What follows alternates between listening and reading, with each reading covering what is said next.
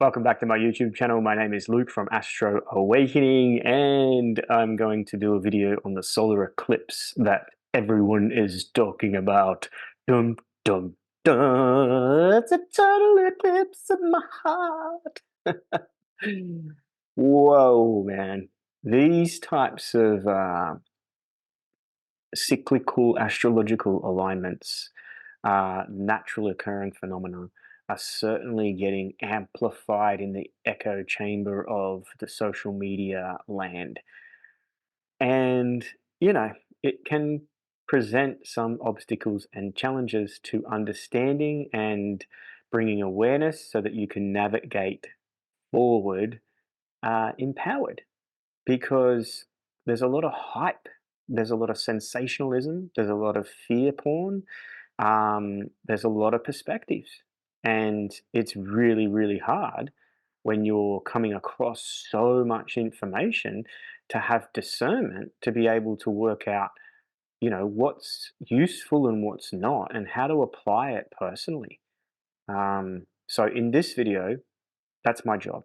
Hopefully, what I'm going to do is be able to break down from my perspective in a very practical way how to understand the eclipse.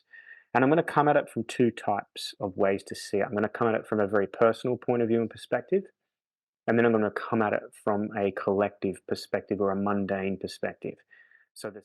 Okay, just a quick little note. As I was recording this video, my intention at the beginning was to make this into one video so that you could watch the bit on the personal part of the eclipse as well as the mundane at the end. However, once I got through recording the first part on the personal, I realized how long the video was, and I thought it'd be better to be broken up in two. So at the end of this video, you're going to be instructed to watch the second video, which is all about the mundane collective perspective of the symbolism associated with this eclipse in context to America in particular. So the symbolism associated with the eclipse and the planetary alignments happen around this time, and the types of things that we can see, unfold in the collective at a wider, sort of more objective perspective. But in regards to that aspect of it, I don't want you to live in fear or anxiety or apprehension about what might happen, what could happen, what is going to happen. At the end of the day, no one really knows, and no one really ever knows. We can get a bit of an understanding of the types of experience we might likely experience, but we don't fucking know what and when, and we just don't know. So being okay with not knowing is the best place to be.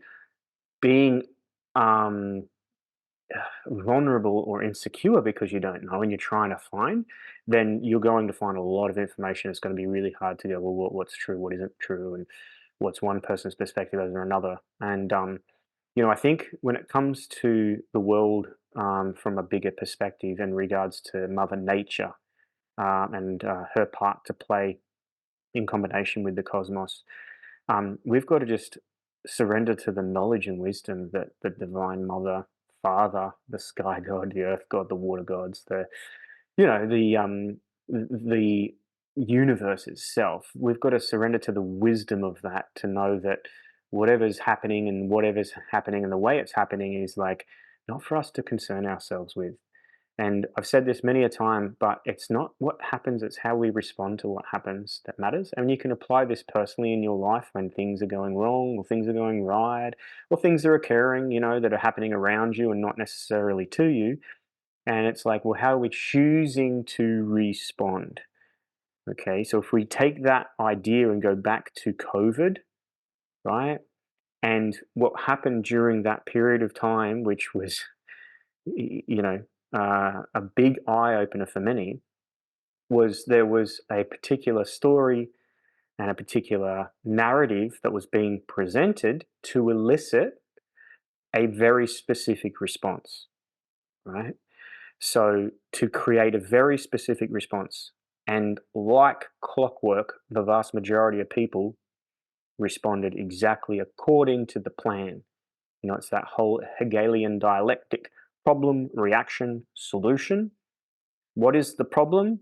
Whether it's man-made or not, whether it's a naturally occurring event or not, it's like here is the part, And then the response, right? How are we supposed to, what are we being programmed to respond, to react, right, to a set of stimulations or circumstances? And we'd already react. And what everyone do with the reaction of COVID that was just basically done through the media, right? If you turned off the news through COVID, you wouldn't have known anything was going on at the initial phases of it. But it was like, the scare that went around and the media's over sensationalized and that fear porn that they put, and then everyone went, rushed to the supermarkets, bought the shit tickets, right? And that type of fear based response, which led then to mandates, lockdowns, all the restrictions that we went to. And then came the solution, right? The prefabricated, premeditated solution that was developed long before, long before the actual initiation of the very first stimulation of the event. So, if we then apply this to eclipse and what may or may not occur, it doesn't really matter at the end of the day what's going to happen or what isn't going to happen or what might, or it doesn't really matter. It's being detached enough to be able to choose your response to the set of circumstances that manifest. And when certain events take place, whether they're man made, orchestrated, whether they are pre planned, or whether they are just naturally occurring phenomena, our job is to respond in accordance to what's right by us, irrespective of what we're supposed to do, or you're not supposed to say, or you shouldn't be, irrespective of all that. If you want to find freedom and sovereignty, if you want to find your path of liberation, personal autonomy, and authority in your own life, you got to author your response. You got to choose the way you're going to respond that right for you. You don't need validation, recognition, or justification of that either. You just need to say, "This is right by me. This is how I choose to respond." Excuse me, to respond. These types of you know, periods of time that we go through, a little bit of volatility or unpredictability, a bit of chaos type energy. Chaos just meaning, unpredictable aspects of suddenly occurring events. We've got to be very open and flexible, but we've got to be very mindful of how we are responding. And if you're not sure the way to respond, then don't respond at all. Pull yourself back a little bit and observe, become the observer, the witness. Okay?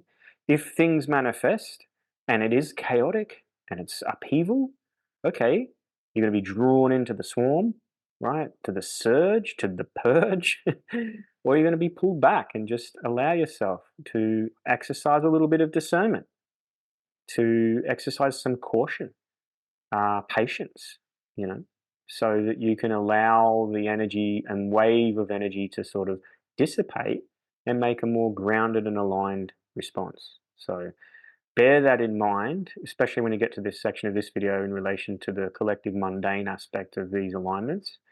But first, let's have a look at the eclipse from a very personal perspective. So what's happening during an eclipse?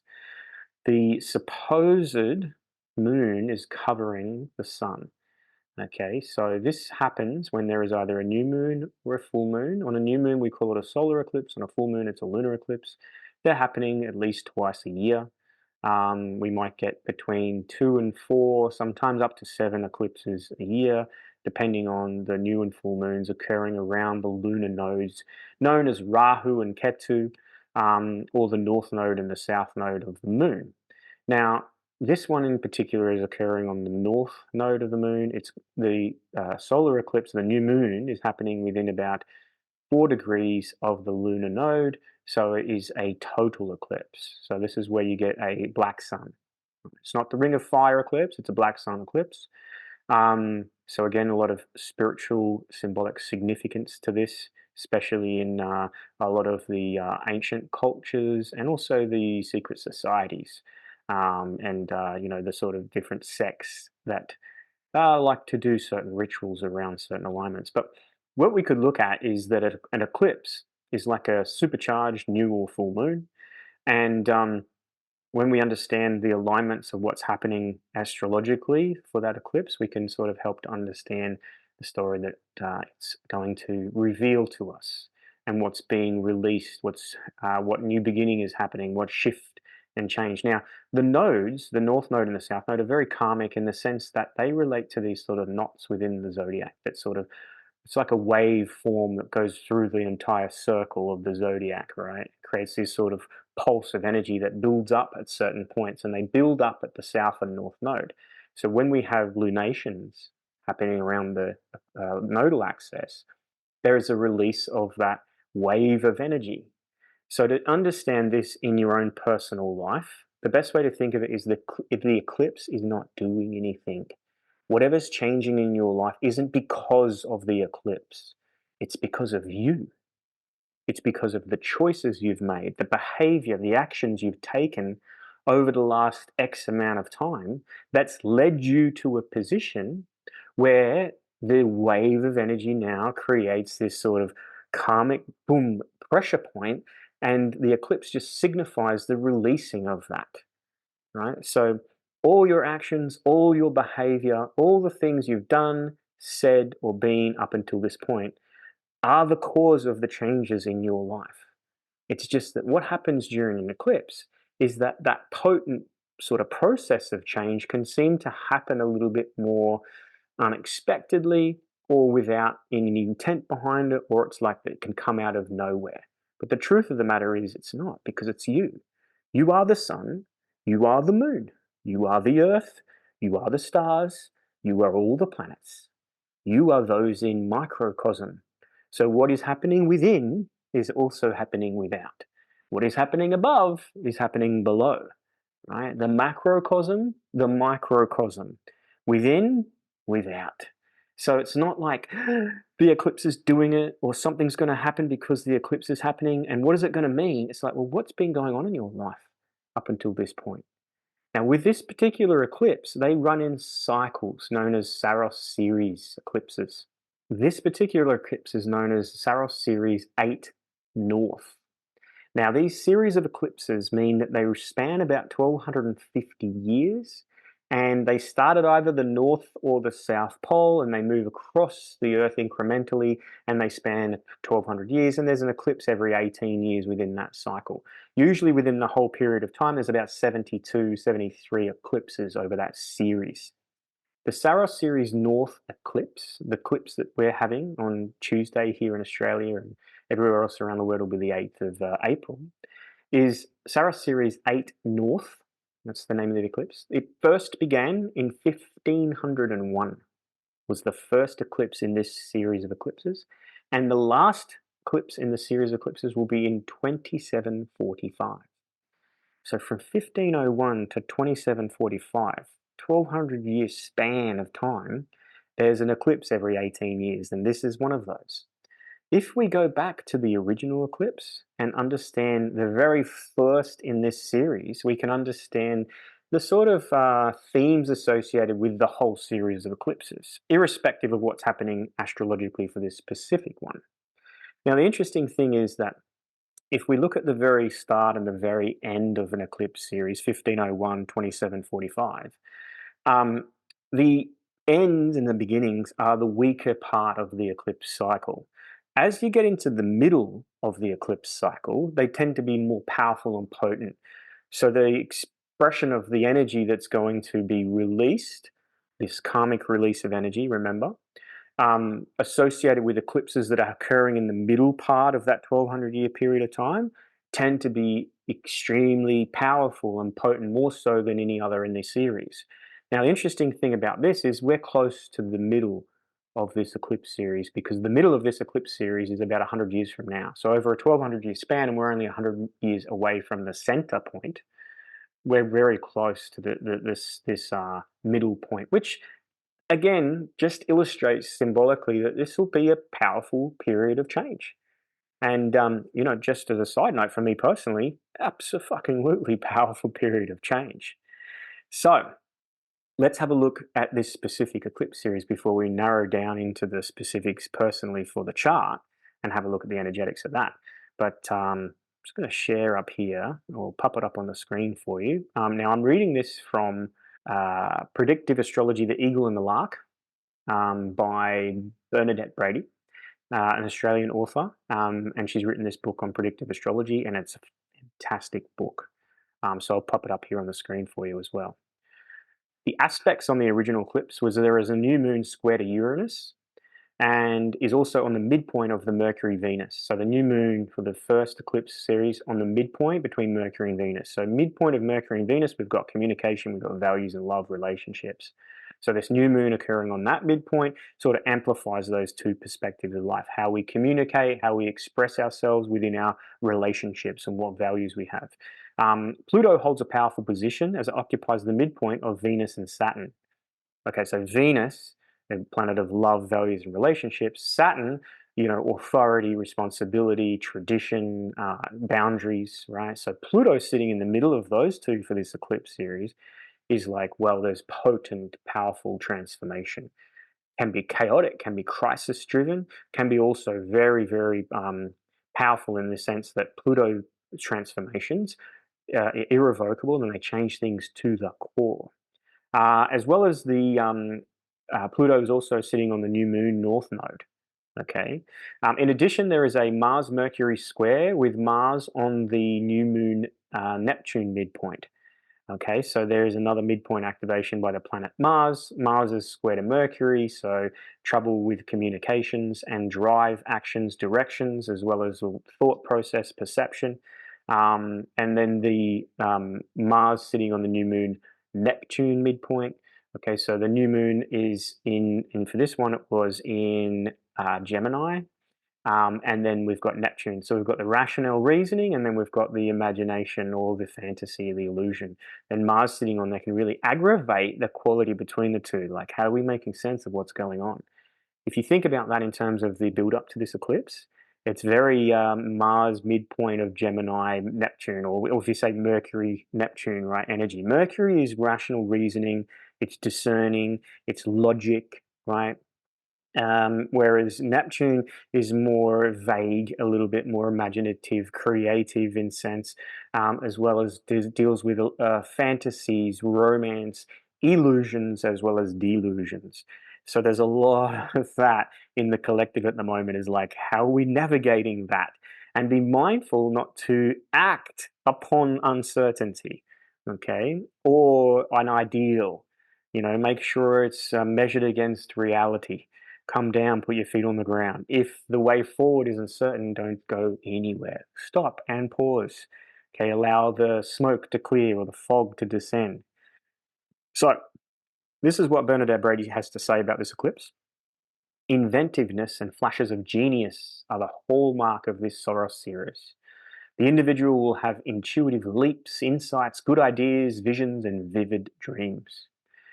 This newfound inspiration will pull the person away from his or her social life or relationship, thereby causing strain in the private life.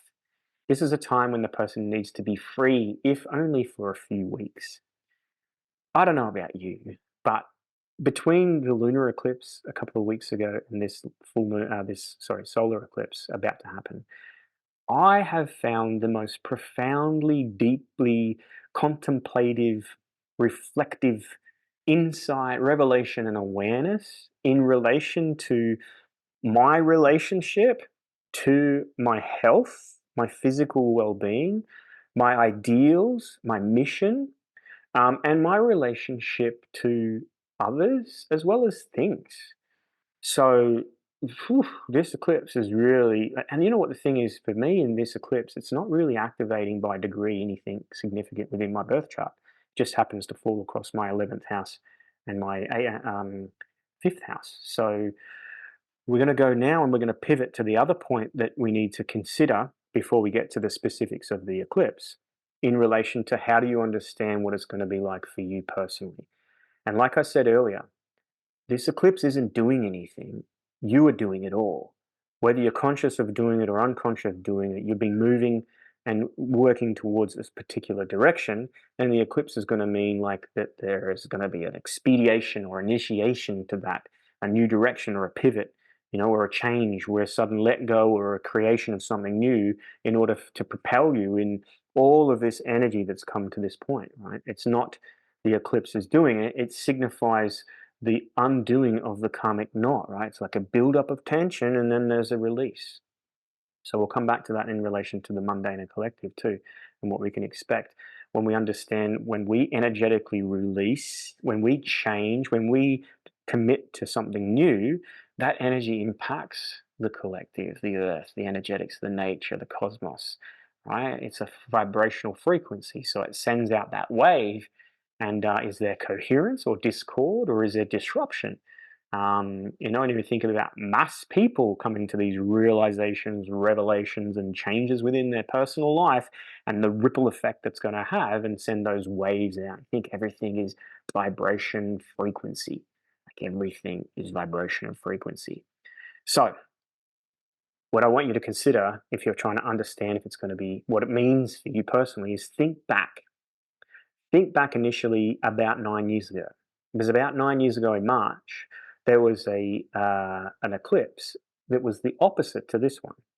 Okay, it was in the opposite sign. It was in the sign. Actually, it was in the same sign, but it was a south node eclipse. So excuse me. It was in Aries, right? Well, the new moon was just in Pisces, but the nodal axis was in Aries, but it was a south node then, right? Now we have the north node in Aries.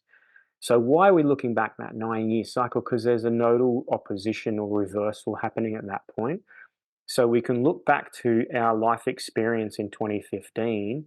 What was going on? What was changing? What in context to your relationships? Relationship to self, relationship to others, relationship to aspects of life, behavioral patterns. Think about your relationship. Now, for me personally, 2015 was the first year of my entire adult life that I had a year off alcohol. I put alcohol to the side for a whole year in 2015. 9 years later now, I'm committing, and I have committed, to ending my relationship completely with alcohol. I'm done. I'm not going to drink anymore. Personal choice, just because it prevents me from leveling up, from being who I really know I can be. And upon point of reflection, back to that 9 years ago, I realized at the end of my first year of alcohol of how clear, how intuitive, how driven I was, how healthy I was.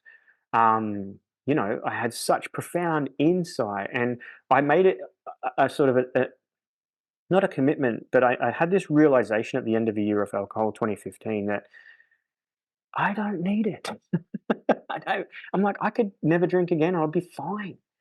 You know. So 9 years, lots of life happened in that 9 years. Business sold, mental breakdown, marriage breakdown, changed living states twice, started a new business, fell in love, fell out of love, fell in love again. So much has happened in that 9 year period. And alcohol found its way back into a relationship with me, but not in a really healthy way. It wasn't like I was a problem drinker or an alcoholic, but I know that I was using it to avoid, distract, or to hide certain things and not to deal with certain things. So the realization, the revelation that I'm having with this eclipse moment is like that wave of energy just coming and going, you know what? I'm done. I'm done. Just as a side note, for anyone out there that's battling with alcohol and really wants to make some changes and doesn't know how to begin, I'll give you my sort of hack to do it. Firstly, don't do a month off. It doesn't do fuck all. You do a month off, and at the end of the month, because you've done the month off, you think, yay, I did a month off. How good am I? And you end up hitting it just as hard afterwards because you deserve to, right? You hit your goal.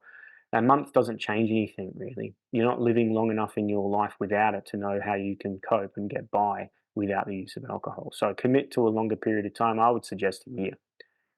Now, that can be overwhelming and daunting.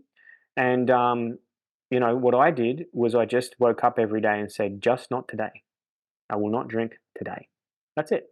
I didn't have to say I'm going to not drink for a year. I just every day I committed to that, but how did I get by day to day? I just said, not today. I'm just not going to drink today. And when I woke up the next day, I said, I'm just not going to drink today. Now, I had the afternoon beer after work that was such the thing that I yearned for, that when I had that first one and it hit my lips and I felt, oof, oh, I felt like, yes, I did a hard day's work and I deserve this and it's mine. And but it was so good that I'd have another one. And that one was great, so I'd have another one. And the next thing, I'm 3 beers in, I might as well have six. And that's literally what I was doing back then. It was just to find an excuse to have a drink. But that first one, whew, that was hard to give up that. So what I did was I replaced that first drink after work with a different drink that was non-alcoholic, and I chose soda water and lime with ice. Ooh, man, it was so thirst quenching and refreshing that I yearned within about a week or two. I yearned for that, and I was like fucking buying bottles of soda water until I bought a Soda Stream, and fucking I just was like, and if anyone touched my limes in the fridge, I don't touch my limes, you know. So I got really, quite powerful of like, I need that. Um, I had a six pack of beer in the fridge the whole year off. And I sort of thought about removing the temptation, but then I thought, no, I need not to be able to create a false reality because I had a family and a lot of friends that drink and I'm always going to be around it. Um, so I left that in there and it was a good test of will to sort of go, you know what, don't need it. The other thing was you get past about 6 to 8 weeks is the hard yards are done. You get past that first 6 to 8 weeks, you haven't had a drink, you'll do the year, not a problem. I faced the biggest opposition from those close to me, friends and family, because my not drinking caused insecurity in their drinking. And rather than them confronting that, they would project, well, you don't have a problem. What are you doing? Oh, you don't need, oh, that's silly. What are you doing a whole year? That's crazy. And you just have to sort of weather those storms. I did find it was helpful at parties that if I was drinking soda water and lime, if someone said, oh, you're not having a drink? No, vodka. You know, and because they were drinking, they would just go, oh, cool, cool. And then you just watch them progressively get more drunk as you didn't. And at the end of the time, they'd be like, "Oh, you want to do it?" And you'd be like, "Yeah, you want to do it?" And the other thing too, which you know, I don't have a negative thing to say about. I think it's great. Is there's a lot these days. There's a lot of non-alcohol. If you're a beer drinker, there's a lot of non-alcoholic beer that's really fucking good. Um, so that was also something. Not so much the beginning of my 12 months off, but towards the end, there wasn't much in 2015 around that. Now there's a shitload, but that was something I'd do. I'd get like a six. If I was going to a party, I'd grab a six pack of non-alcoholic beers. Couldn't get past three of them, but it was just something social that I could have, and I was zero alcohol. So that's my little sort of hack to the side. If you're wanting to change your relationship to alcohol and you think you need to put it aside to deal with life and to be able to learn to live life without the use of it, especially socially, it's such a big thing in Australia, and I know in a lot of Western cultures as well. You know, the UK and Ireland, the US, and places like that. It's so ingrained in our culture socially. So it's not easy at the beginning, but it gets easier as you go along. And the types of clarity and insight you're going to get from just pushing it to the side, I guarantee you're going to be like, whoa. And when you deeply know you can live life without it, then you're free to make different choices about the direction your life takes. So that's my little side note. 9 years ago, now we go back also 18 years ago, because 18 years ago in 2006 was another one of these eclipses of that Saros series 8 North. Okay, so 18 years ago, 2006, reflect back to then in context to relationships, right? Why relationships? Because the opposite of Aries is Libra. The South Node represents the past, and we're past relationships to something. And if we want to find peace, harmony, and balance in the now, we've got to look back and have healthy relationship to our past.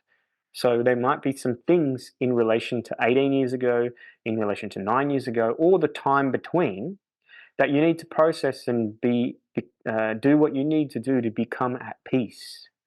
You're at peace, right? You can let go the heaviness. Now, if you can't for whatever reason, then find on the other side of the scales some things that are light that balance out the heavy.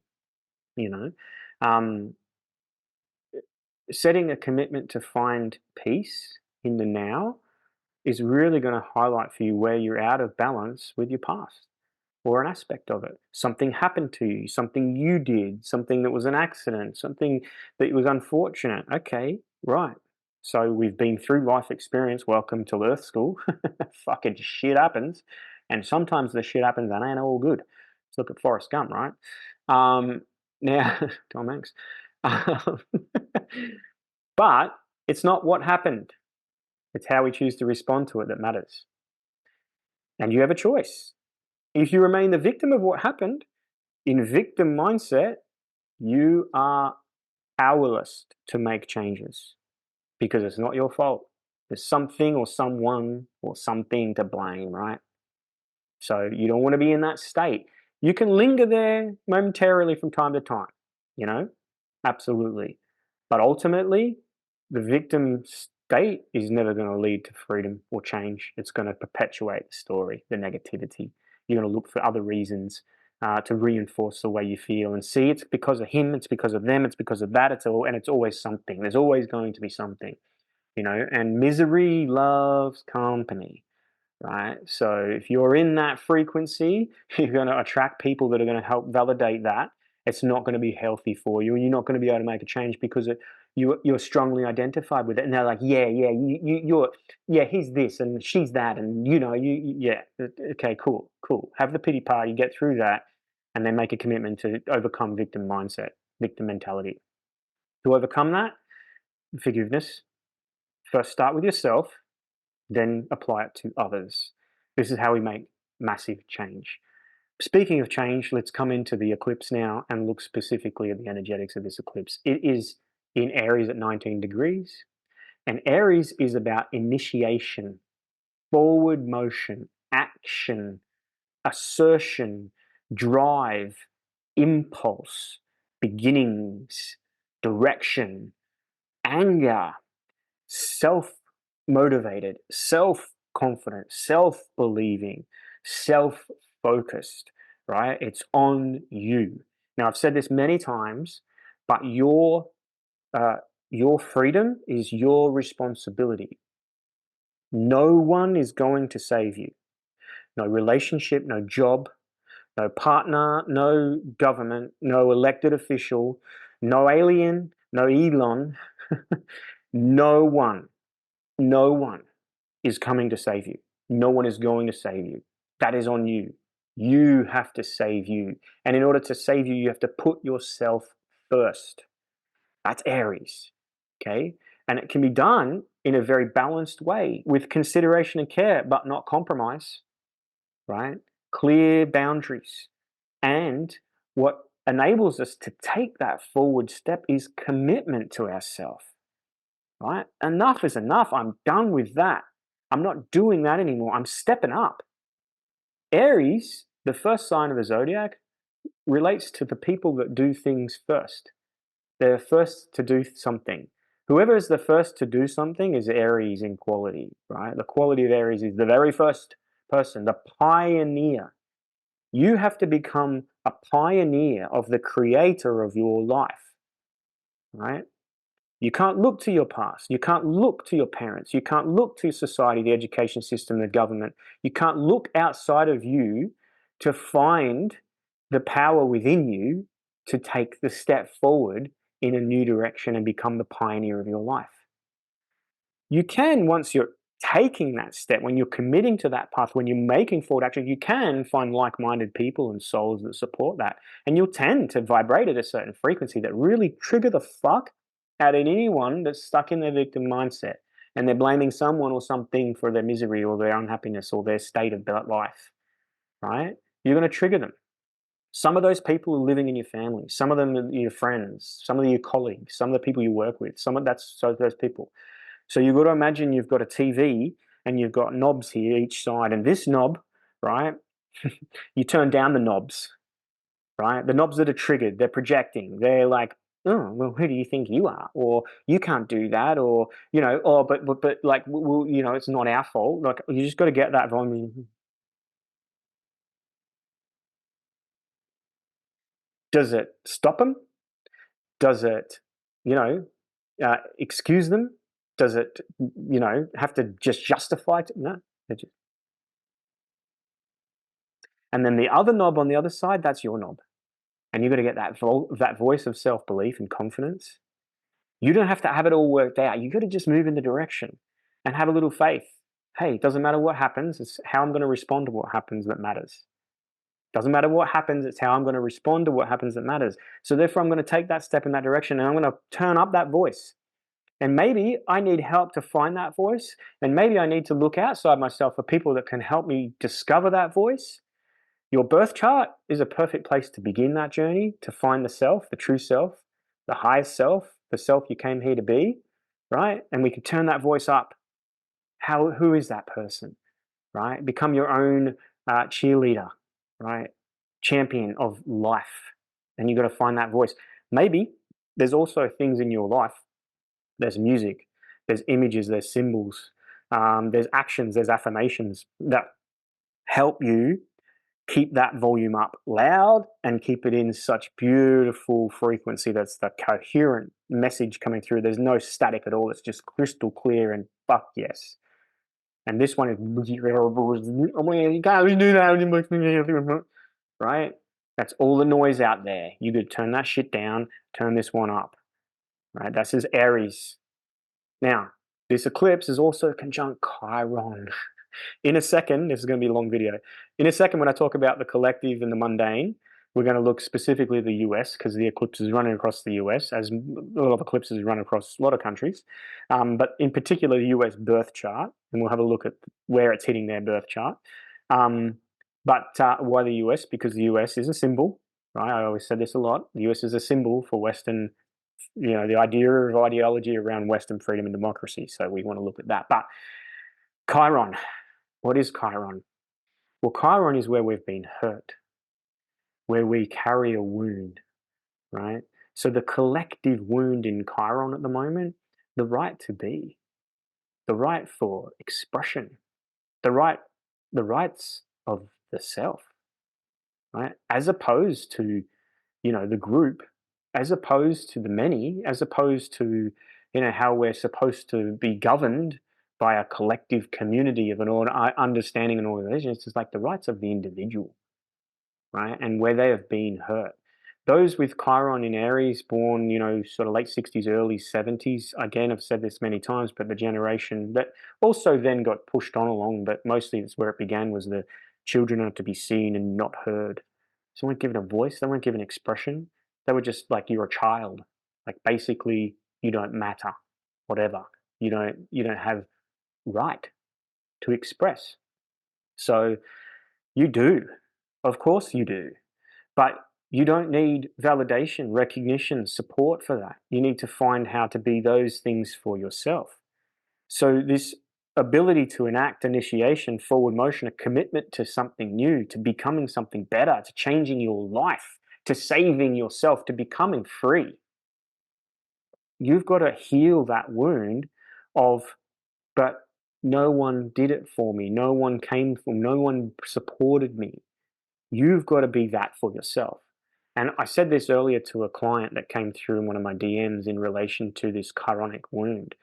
And if you have been on your healing journey and you've been sincerely healing, you're integrating your shifting consciousness and awareness, and you're realizing there's stuff I've got to heal, and you've been doing it. This Aries solar eclipse conjunct Chiron is going to be an initiation into the next level of expression of life, and you may be becoming the healer in your own right. you know and that's not to say you're a healer. We're all healers. We all have that ability, whether you're going to do it professionally, but whatever you do is going to heal people in your life, in your community, in your group, those that come into contact you. When you have the courage and the brave, bold sort of action to sort of say, well, hey, I'm not going to be a victim. I'm not going to, sorry, I'm just tapping my microphone. I'm not going to let it stop me. I'm going to be the change. I'm going to do it differently. I'm going to make a start. I'm going to be the first. You are healing your community, your group, your karmic ties, your ancestry, your heritage, your future. You are healing that. You are literally healing that. And you're becoming a beacon of healing and hope for those around you that come into contact with you. So this eclipse conjunct Chiron, if you're sincerely on your path and you've been doing the work, get ready. This is going to be when the wounded becomes the healer, the Chironic story, you know. And yeah, you may be also becoming that professionally, doing stuff like I do, supporting and healing and regression and therapy and energy work and all those things. Absolutely. There's going to be many of those people turned on. Saturn's in Pisces. This is the materialization, the concretization, the realization of spiritual, importance, and to infuse that into how we live our life mundanely. It's not just about climbing the corporate ladder. and going through the rat race. We've got to bring our spiritual sort of understanding and integrate it into ways of living. So those that can help do that, hello, there's a whole new future opening up. Now, if you're on the other end of this side and you have known that you have been needing to heal but have been avoiding it or distracting yourself from it, hiding from it, or you're in such a state of mind that you're like, oh, I don't need to, and you're just so reluctant to look because it's like a door in your there's a house, sorry, there's a room in your house and the door's shut and it's full of junk, and you're just like, no, I'm just going to leave the door shut. If that's you, this chironic solar eclipse might thrust you into a situation in your life where that door flings wide fucking open. That's that's just, and you might be like, oh, the eclipse. It's like, no, that's you. So let's come back all the way to the beginning. What is an eclipse? It's something that's being eclipsed. What is being eclipsed during the eclipse? The sun is being eclipsed by the moon, supposedly the moon. The sun is the ego, right? It's the identity. It's the I am principle. The moon is the subconscious, right? The moon is connected to the soul, the deep unconscious soul. So the ego is the part that goes, no, I'm not going in that room because it's scary. And you know what? I don't need to. Why should I? And maybe there's people in there that you need to like let go of. And the only way you can do that is forgive. And you're like, no, I'm never going to do that. Why should I? Right? So the ego is reluctant. And in comes the eclipse and the subconscious. Yeah, something like 87, 93% of our mind power is subconscious. The subconscious, which is the symbol of the moon, comes in to occult that, to eclipse it. The bad fucking luck, ego. You're not going to do it. Guess what? And the door flings wide fucking open. Because why? Because Chiron conjunct the eclipse. You've got some fucking healing to do. You got to do that. You can't do it like that. I can't stress enough. When you have an energetic anchor to the hatred, to the hurt, to the victim, to the resentment, frustration, the sadness, the grief, the anger, when you've got a connection and are holding that and you're going, no, no, it's too hard, too hurtful, whatever, you'll get to a point where that is just thrust into your reality. And when it does, it can bring crisis like situations. Those crises can manifest in your relationships, blow ups, breakdowns, revelations, adultery, death even. Physically, it can manifest as illness, sickness, and disease within the body because the body is the subconscious mind and the body's sick of you keeping that shut and repressed because it's holding all of that negativity. Where do you think you hold resentment? You hold it physically. Somewhere you have to hold it. You push it deep so you don't have to deal with it. That's repression. It's now in your unconscious. Well, an eclipse can just be that door of the unconscious just wide open now, and this is what it looks like. It's almost like the body screaming to the ego saying, well, for fuck's sake, would you do something about this? And the ego going, no, no, no, no, no. And then one day the body just goes, well, guess what? Now you can't go to work. Now you got fucking cancer. Now you're sick. Now you're down. Now you're depressed. Now something. Why? Because that's the body's communication style. It's called body language, and it can't communicate consciously, and it's trying to, but you're not listening. So then it just sort of plonks its ass down, and you're ill. You're sick. There's something going on, and you can't move forward. You have to address it. You don't want to get to that place. If you're getting that now, and you're like, okay, shit, I need to do something about this. I can't live in a house with a locked door full of junk, but you don't know how to approach it. Begin at your chart. Begin with your chart. Let's look. Let's look to those patterns. Let's sort of reveal it. Let's have a look at this. Part of that process is going to be feeling the things you're avoiding of feeling, right? It's not the emotions that are a problem. It's the fear of feeling them. So in a therapeutic session, whether it's astrology, whether it's somatic therapy, whether it's energetic work, whether it's counseling, whatever it is, we can support you through the process of overcoming the fear or whatever that feeling is and hold the space for you to surrender to that dark, heavy, emotional. It can't kill you if you allow yourself to feel it, but if you hold on to it and prevent yourself from feeling it, it can literally end your life. And we see that all the time with sudden deaths, illnesses, and cancers, chronic sickness. It's like, whew, that's the only way the body's going to learn. For some people, the process is so hurtful and so detrimental that the ego will just stop at everything to do it, and then the soul will literally end the body's life. The soul will intervene, put this person in a situation where and life ends because it's like, well, it's not going. We've got to, we can't continue living with that door like that shut because we're going to devolve, go backwards evolutionary, and we're going to end up a place we didn't come here to come to be. So we got to pull that ripcord, eject, and and sometimes too, when that overwhelm happens, that can lead people to suicide because they feel that the only solution to the hurt, the heaviness, and the pain is to not have to feel it or carry it, and that they decide not to be here. In that situation, I completely understand. If you're ever at that point and you're feeling that low and you're feeling like there's no help, please reach out. I've personally been there, and I'm not going to cast any judgment. I'm not going to tell you it's a negative thing. I'm going to say I understand. Understand suicide isn't the problem. The problem is yourself and your life and the way you're living it. And the solution is suicide because it's so hurtful. Okay, so I understand that. What I will say though is that if that's the pathway that you choose, it's not ending that pattern or cycle. It's going to have to be relived at another point. And usually when we come back in another body in another time to relive that pattern to overcome it, the experiences are 10 times worse, tenfold.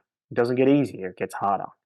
So my point being is this eclipse, maybe it's an opportunity for you to say, okay, I need help and I want to open that door and I'm fucking scared as shit, but let's do it. Find the courage.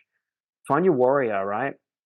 Aries is ruled by Mars. Mars is the warrior. We have Venus in Aries, right? So if you're a woman and you're watching this, Venus in Aries, Tomb Raider, Angelina Jolie, right? Mr. and Mrs. Smith, look at that character. She's got Venus in Aries. I'm certain of it. I think she has.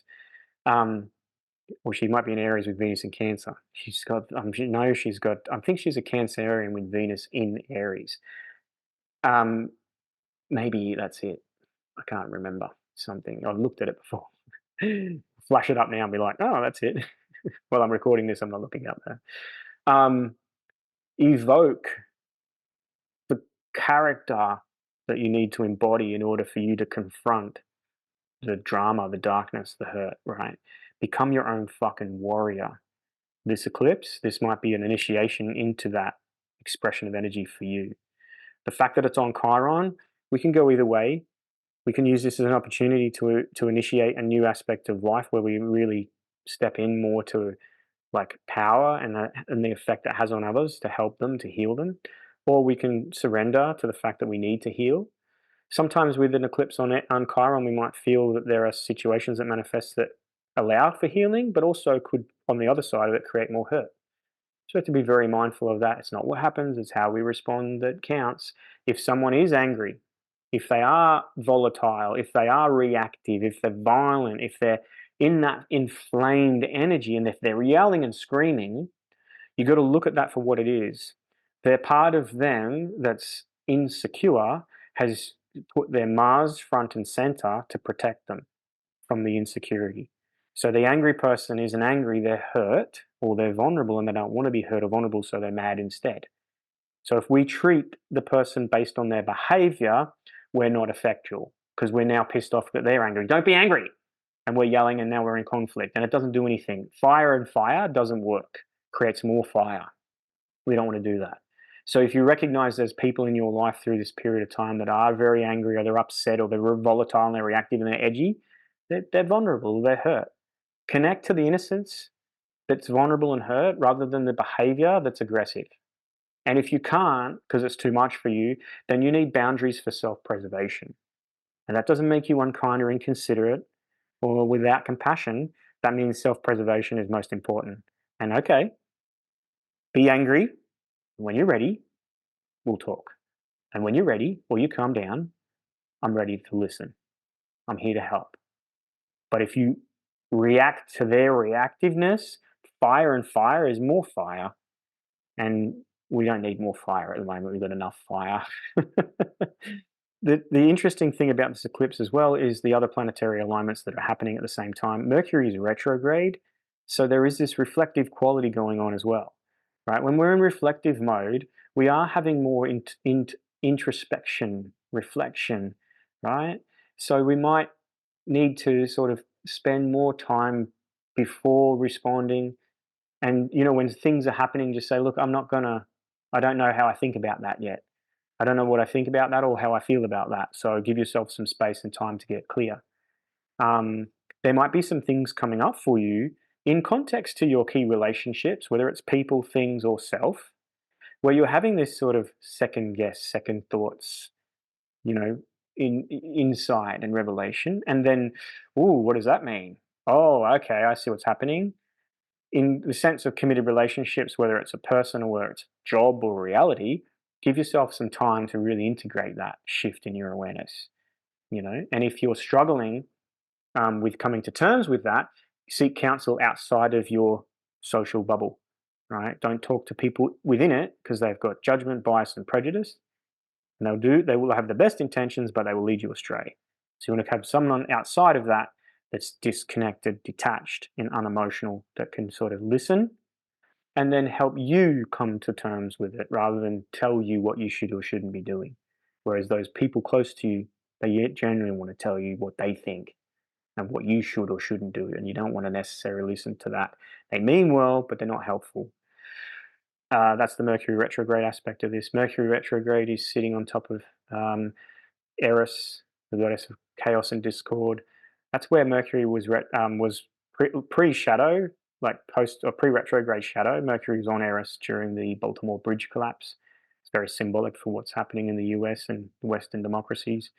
Um, we've also got a Jupiter-Uranus conjunction happening, and this is more in context to uh, like our our connection to the physical, mundane aspect of life, to wealth, money, finance, possessions. And we might be having some real evolutionary breakthroughs, some realizations, a shift in a big level of our values, what we value. Do we need that? Actually, what am I even doing? That's not what I want. Say you're in a job and you're doing that job, you don't like the job and it's soul destroying, but you're doing it because you want to get that new car, and now you have this sort of revolution of your values in a big way, right? Uranus conjunct Jupiter in Taurus, and you're like, ah, in actual fact, me trying to cling or attach to that car is destroying my soul. What am I doing? What am I doing that for? Why am I doing that? That's just why I just let that go. And then you're able to look deeply at the disconnect of your values within the work that you've chosen and make some big changes. And maybe it's time to change and stop selling your soul for the material goods. That's Satanism. When you sell your soul to the devil, right, to acquire worldly possessions, fame, fortune, that's Satanism. Okay, 101. Some people want to do that and they're Satanists. And a lot of the Satanists rule the material world. Absolutely. There's no denying that. When you're unconsciously doing it, right, you sold your soul to the devil, you're in a situation you don't want to be and you're selling your soul to think that you got to get something that you need. You got to learn to go, hang on, what am I doing here? To get to a place or to aspire to a place that you can get to in context to this would be recognizing that everything you need is within you and doesn't matter where you are or what you've got or what you haven't got. You have everything you need because it's within you. You want to be able to get to you're butt naked in a desert, not a possession in the world. You're free, you're liberated, you're abundant, you're happy, you're worthy, right? So your worthiness, your love, and your abundance is independent or irrespective of things. You might be going through that. I went through that personally in my own awakening journey, right? I built my life up until my awakening trying to get stuff, tick boxes, get stuff, house, holidays, cars, stuff, needed more, always more, never satisfied, even when I had a lot when you looked from the outside in. When I had my awakening, the revolution was, fuck, well, why am I destroying my soul to get shit? Well, that's part of our conditioning and our programming, and that keeps us trapped within this matrix system. But literally, it's Satanism. So if you're going to do it and you're happy doing it, go for it. I'm not to judge you on that, but know it for what it is. The other component here is Mars conjunct Saturn in Pisces. This is amplifying this quality of doom in relation to this eclipse in particular. Saturn Mars conjunction, you've got the Lord of Death and the Lord of War, God of War coming together. War and death. So expand those symbols to sort of represent, like, fighting, conflict, upheaval, right? Volatility, and then restriction, authority, uh, death, fear, depression, these Saturn qualities, especially in the sign of Pisces. So they're infused in this. Now, the negative aspects of this is if we succumb to our lower emotions, so anger, frustration, resentment, our Mars sort of energies, fear, hate, pessimism or negativity, there are Saturn qualities. When we are going to descend into those emotional frequencies with Pisces, those planets in Pisces, those energies are going to overwhelm us, just like the tide rushing in and overwhelming you, or a tsunami of emotional energy overwhelming you. So if you're feeling those, be mindful of things that feed them. You're consuming media, information, being around people that reinforce it and validate it. It's going to pour more energy into that and cause that emotional energy to rise up, and it's going to feel like you're drowning in it, right? So don't feed the beast in that sense. And you need to find earth, because when you're in the water and you've lost your footing and how good would it be to find a rock in the ocean or an island or some sort of deserted land to be on, and you go, oh, thank fuck. So find your earth, and your earth is present. It's your body initially. So come into your body, feed it what it needs, come onto the ground, get into nature, get some sunlight, get the elements on you, go for a swim in running water is the best. And again, be mindful of succumbing to those energetic frequencies. If they're there and you don't know how to process, move on, seek guidance and support. Okay, so, but the thing that I like about this is that the sun and the moon and Chiron and Mercury, all in Aries, the sun in Aries is in a sign of exaltation. Exalted is raised up. The sun is the hero. Okay, it's the I am, it's the hero on his journey, it's it's the identity, the selfhood, it's you. Okay, so the sun in Aries is exalted, really inflaming that quality. Yes, it's being eclipsed, but Mars, the ruling planet of Aries, is in Pisces, and Mars is coming into conjunction with Saturn. So with the sun and Mars sort of in this sort of energy, we can use our hero quality, our fighter within, to overcome the Saturn fear and darkness, right? Which is which can really send us into a hole and allow a Piscean emotion to wash over us. And how do we do that? We don't find motivation, we find inspiration, because inspiration trumps motivation. We can be motivated and then we can be unmotivated, but when we're inspired, we tend to be able to turn on our motivation because we're inspired. So find your inspiration. Find other people that inspire you, that uplift you, that can help you, that it's sort of someone to look towards, that have reached some level of success or life attainment that you want. Reach out to those people. Ask for help. Find your own way to be your own inspiration as well. Find inspirational things that can help support this awakening. Okay? So that's the breakdown of the eclipse. Hopefully now you can put all that together from a personal perspective and understand it. Now, astrologically, the biggest question I get is, what does it mean if it's in here? What does it mean if it's in there? What does it mean? Now, here's a really simple breakdown. If the eclipse, it's happening at 19 degrees Aries. If that eclipse is hitting another planet or significant point in your chart at 19 degrees of Aries, then yeah, it's probably going to be very significant for you. So that's 19 degrees of Aries, 19 degrees of Libra, the sign opposite in particular. So anything in your chart at those degrees, this is going to be very specific for you. If you don't know those degrees, you should have a copy of your birth chart. If you're watching my channel and you don't have a copy of your birth chart, naughty, naughty, naughty. Get a copy of your birth chart. If you don't, come onto my website and get a free copy. I'm going to get thousands of requests for birth chart. I'm going to spend the next week just doing free birth charts. I can feel it. It's okay. I have that service available. You should know your birth chart. You should learn your birth chart like you would any other important, personal thing that you know about yourself. You should know your birth chart. You should intimately know your birth chart. You don't have to understand how to read it, but you should know, oh, my Pluto's at 1 degree of Aquarius, so to speak. You should just know that shit. Second thing, the house that this eclipse, or the house axis that this eclipse falls across, it's going to impact 2 houses. So the house that the eclipse is in, based on your Aries house, and the opposite house, because that's where the south node is. And loosely, you can get an understanding of the houses. I'll put a little thing up here on the screen for you, and what each of the houses represent symbolically. But just looking at the degree, just looking at the house, and just looking at this eclipse isn't the thing that's happening.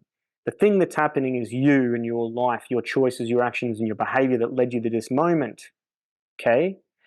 And the changes that are going to occur are because you are changing. It's time for you to change. Are they going to be empowering? Are you going to be in control? Or is the subconscious going to take over?